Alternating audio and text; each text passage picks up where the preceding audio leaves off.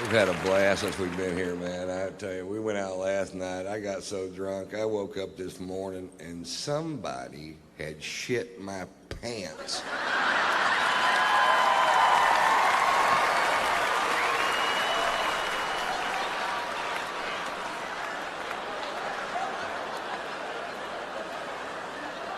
I don't know who it was, but I know he eats corn.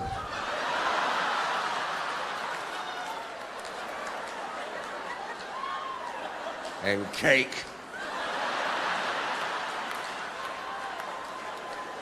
Corn cakes, I think is what it was. I just got back from Europe. I took my son Tater Tot to Europe. We were in Spain during the running of the bulls, but we didn't go to the event because we couldn't figure out why you would. The people that we know that live there were pitching this really hard, and they said that this event's been going on for over 500 years. And I'm like, what? Really? And they explained it to us. Apparently 540 years ago, a bunch of gay sailors in white suits with red scarves got all fucked up and turned loose the cattle and tried to, I'm paraphrasing.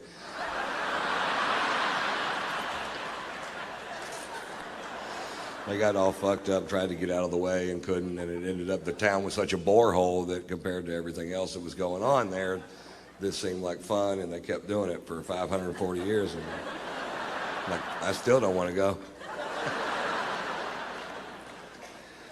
And this year, 2 people died, and they said it was a huge tragedy, but I think before you call something a huge tragedy, I think you need to first determine exactly which 2 people died. Maybe it was 2 people we didn't need. They weren't very bright, I can tell you that for sure.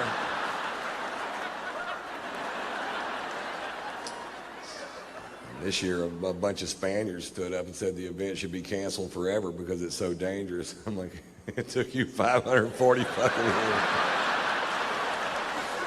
Hey, fuck that, man. Have 2 a week. We changed the name from the running of the bulls to the thinning of the herd.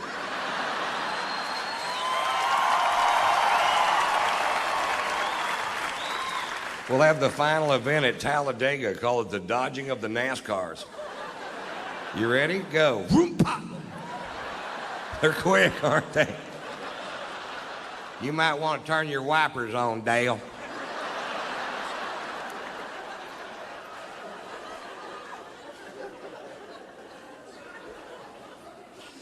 We were in London for 2 days, and I was afraid I hadn't allotted enough time to see London because it's one of my favorite cities with so much tradition and history.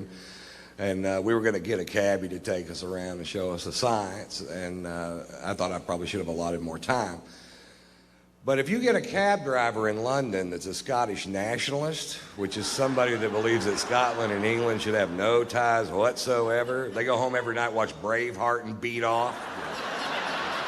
Mel Gibson's hitting another guy.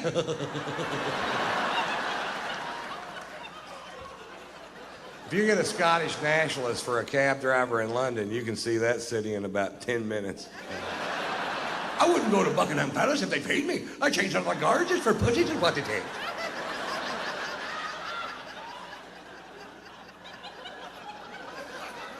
What? Are we going to see Big Ben? I told you to look to the left, you look to the right, I'm getting paid by the mile on the minute.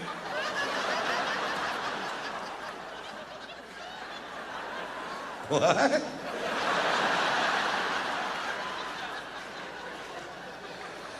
Whatever, dude. What's this building? It's your fucking hotel, get out. Well, what are we going to do with the other day and 3/4? Because the food's awful. It is awful, too. They took us to a place called the Fox and the Hound, and I'm pretty sure that's what we were eating. I don't know which one they were serving that night, but I can tell you this, it needed ketchup. And they didn't have any ketchup.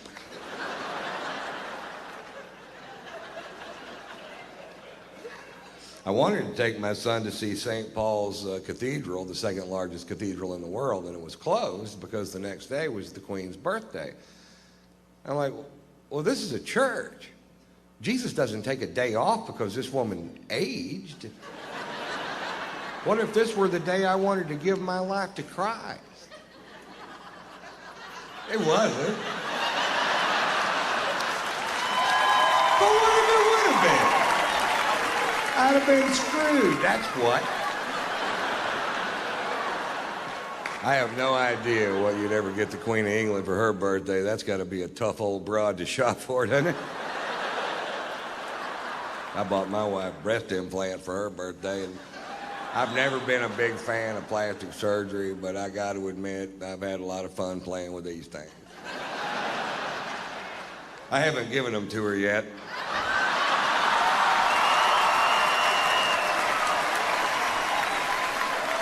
I just keep them on my tour bus and just rub them in my face. I'm glad they clean up easy.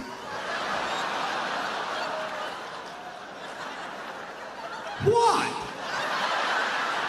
I'm just glad they're not made out of corduroy. That's all I'm saying.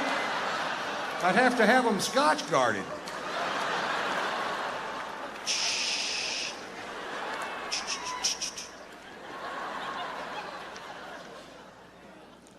I find it a little ironic that the product that I use to keep from ruining my sofa should I spill my drink on it is actually called Scotch Guard.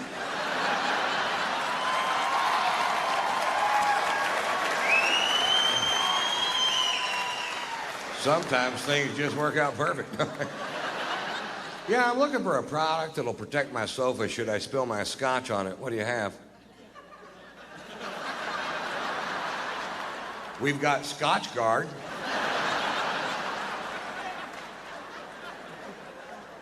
Yeah, let's go with that.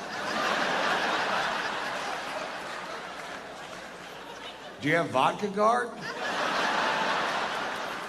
How about Sperm Guard? It's a busy couch.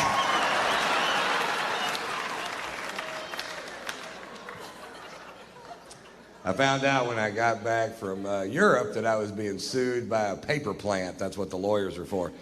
I don't know if you've ever driven by a paper plant, but the byproduct of the manufacture of paper in this country is a stench so foul it will knock you to your ever-loving knees. Crown Paper in Houston, Texas is suing me because I said on stage in Houston, Texas that Crown Paper was making the town stink.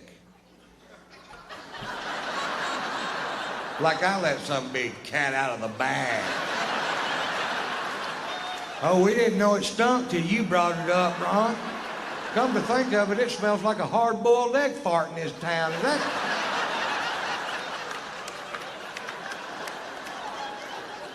that somehow your fault, Mr. White?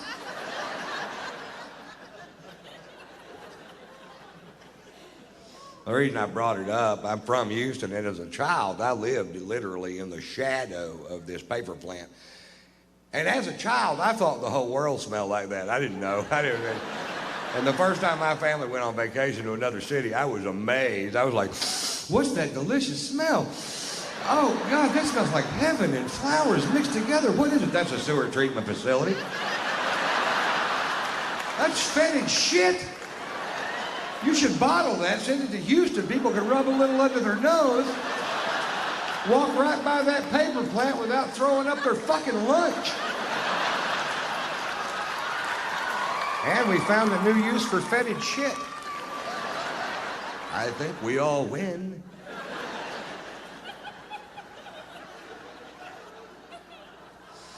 Actually, the reason I brought it up, I'm from Houston. I don't live there anymore, and I was just back in town doing some shows. And one morning I was reading the Houston Chronicle, and there was an article in the paper about that particular paper plant. And it said in the article that depending on which way the wind was blowing, that 2 million people could smell the stench produced by this one paper plant at a time. That is a big odor. If it was music and 2 million people could hear it, they'd make them turn it the fuck off.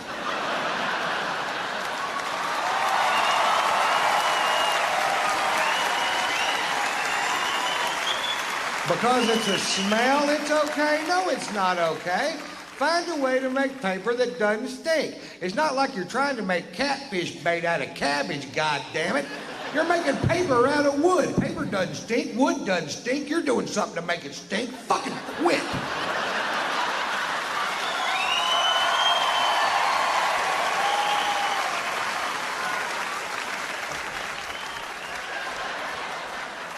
That's me dancing on my soapbox.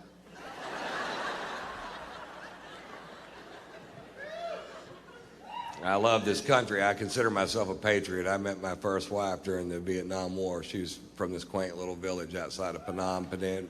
I can never pronounce that word. Vancouver.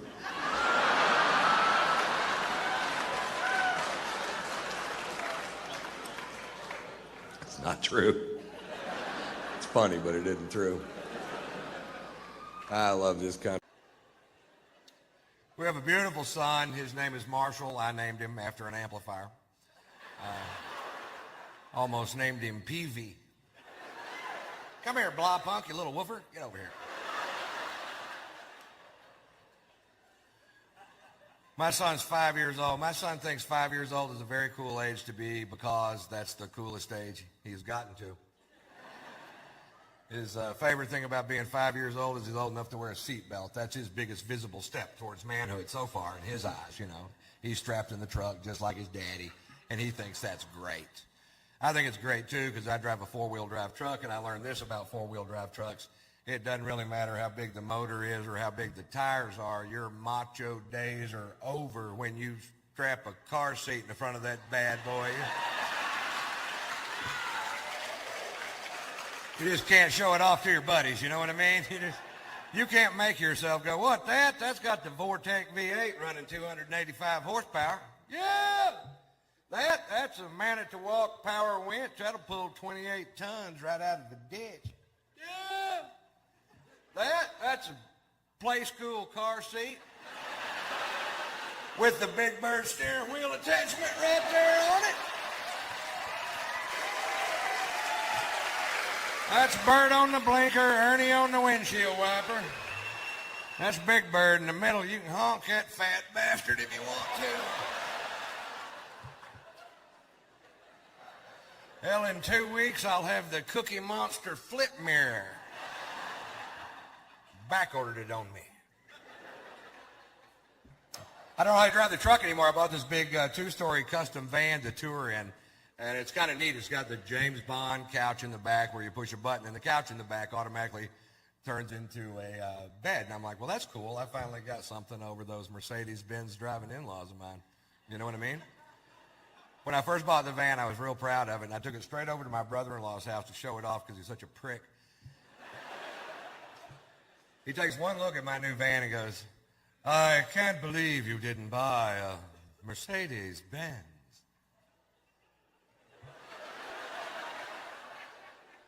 They don't make a van.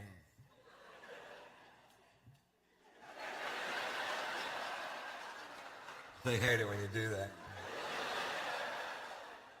He goes, Ron, I don't think you fully understand the intricacies of Mercedes-Benz engineering. Why, I've got the 3-inch windshield wiper that keeps my headlight clean in a rainstorm. I got a place to fuck your sister.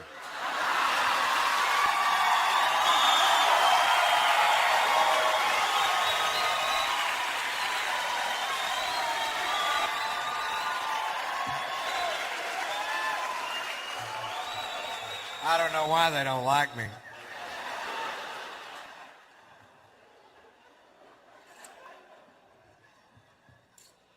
Bet you wish you had one of these.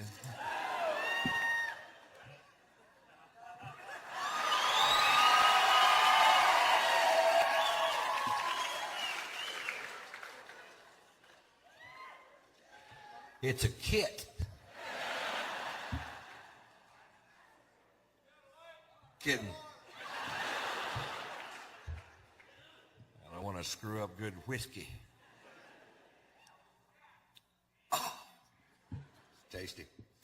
Actually, that was all bullshit. I just got a divorce. I just wanted to do those 3 jokes before I told you. And I'll tell you what went wrong, and because I feel like I can be honest with you folks, and you won't judge me, or maybe you will. I don't care. But I'll tell you, it's very, very difficult to marry out of your class. I come from a lower middle class family. My daddy worked his ass off his whole life for not very much, and that does not make you better than me. You know what I mean? My dad was a good man. And, right. And they're always going to just look down their nose at you like you're supposed to be carrying some piss bucket for them or something. And if you're not willing to carry the piss bucket, it ain't going to work. And she got convinced in her crazy head that I had sex with this girl in Columbus, Ohio, and I did, and I'll tell you why.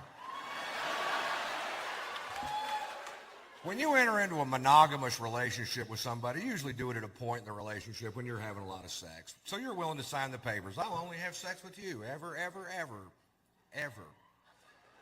Well, if that person stops having sex altogether, why, you find yourself in quite a pickle. I'm a pretty good dog, but if you don't pet me every once in a while, it's hard to keep me under the porch. I'm not as flexible as a real dog.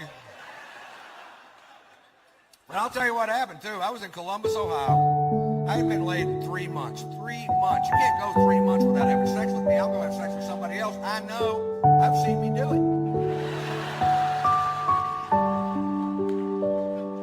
I did a show one night. I came off stage. There's a gorgeous woman, maybe 35, 40 years old, long black dress, slit up to her waist. Gorgeous. Give me a second. Gorgeous. When I walked off stage, she goes, I thought you were hilarious. I want to buy you a drink. I'm like, I can't do that. I'm married. She goes, I didn't ask you if you want to have sex, big boy. I asked if you want to have a drink at my place. I'm like, all right. Well, you know that little guy that sits on your shoulder that reminds you of your prior commitments and your moral fortitude? And you're a peep out of that guy. He hadn't been laid in 3 months either. He was speechless for like 20 minutes, and he was like, suck her titty.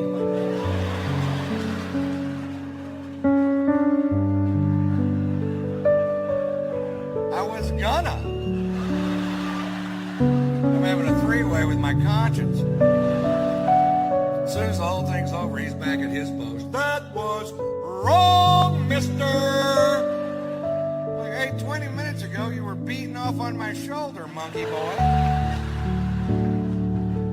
I hate him. He smokes pot. He burned a hole in my other jacket.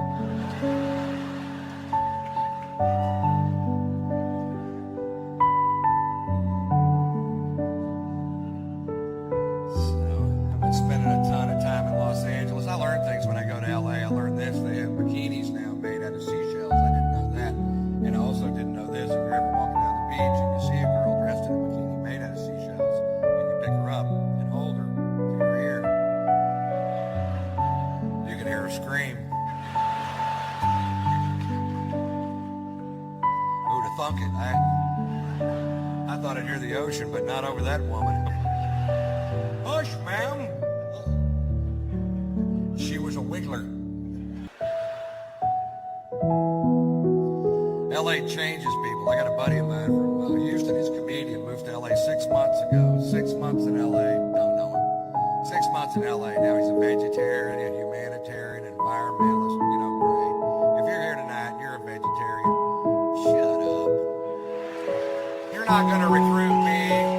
I did not climb to the top of the food chain to eat carrots. It's not even that good for you. You ever see a healthy-looking vegetarian? They look like shit. They're all plump and gray because their bodies become intolerant of things they need. And I'll give you an example. I'm on the way to the Melrose Improv in Hollywood to do a set with my buddy, and he says this, and I quote, I feel nauseous and I have a headache. I think that vegetable soup I had for lunch must have had beef broth in it. I didn't know what to say. Your system's kicking back broth. You're a manly man, aren't you? Why are you a vegetarian? I asked him, and it wasn't even because meat was bad for you. He